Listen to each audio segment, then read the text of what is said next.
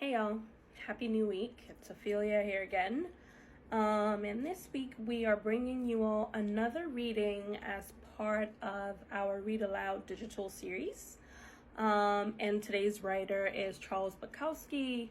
And just a little bit context about him. So he was a German-American writer who was born in 1920 and lived till 1994. He wrote both fiction and poetry, often anchoring on social, economic, and cultural themes regarding working class lives. And other themes of his writings included sex, alcoholism, hopelessness, despair, violence, and also what it meant to sort of be an underdog writer, an underdog individual. And also his writing included a kind of realism that I very much appreciate. And so without further ado, here is the crunch. Too much, too little, too fat, too thin, or nobody. Laughter or tears, haters, lovers, strangers with faces like the backs of thumbtacks. Armies running through streets of blood, waving wine bottles, bayoneting and fucking virgins. Or an old guy in a cheap room with a photograph of M. Monroe. There's a loneliness in this world so great that you can see it in the slow movement of the hands of a clock. People so tired, mutilated, either by love or no love. People just are not good to each other, one-on-one. The rich are not good to the rich. The poor are not good to the poor. We are afraid. Our educational system tells us that we can all be big-ass winners. It hasn't told us about the gutters or the suicides or the terror of one person aching in one place, alone, untouched, unspoken to, watering a plant. People are not good to each other. People are not good to each other. People are not good to each other. I suppose they never will be. I don't ask them to be. But sometimes I think about it. The beads will swing, the clouds will cloud, and the killer will behead the child, like taking a bite out of an ice cream cone. Too much, too little, too fat, too thin, or nobody. More haters than lovers. People are not good to each other. Perhaps if they were, our deaths would not be so sad.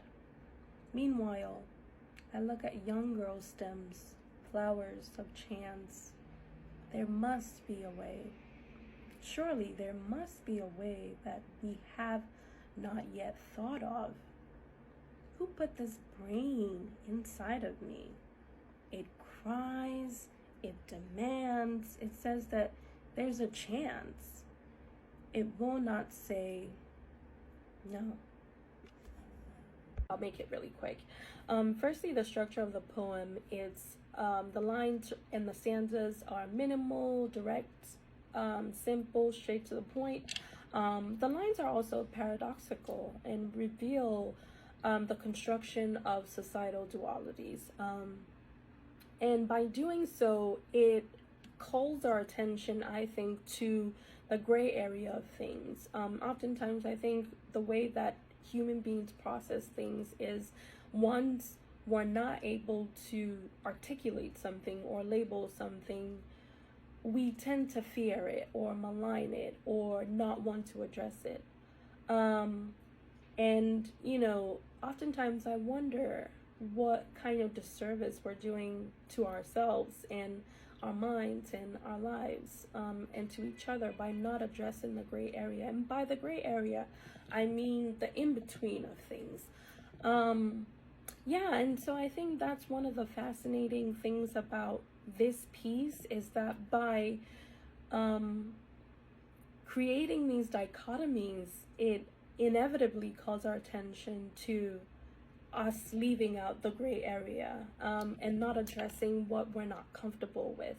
And I think that in order to move forward with anything or grow as a person, you're going to have to probe, right? You're going to have to investigate things.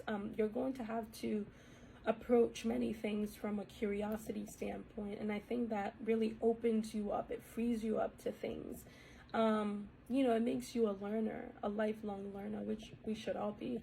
And I think lastly, this poem is particularly significant because now more than ever, I won't say that now more than ever we're experiencing mental health challenges. I don't know those statistics, but I do know that I'm sure, like any other health crisis, human beings must have been experiencing mental health crisis from the beginning of time, right? But now we have more language for them. We have more tolerance for talking about mental health crisis. And, which is a good thing because actually the U.S.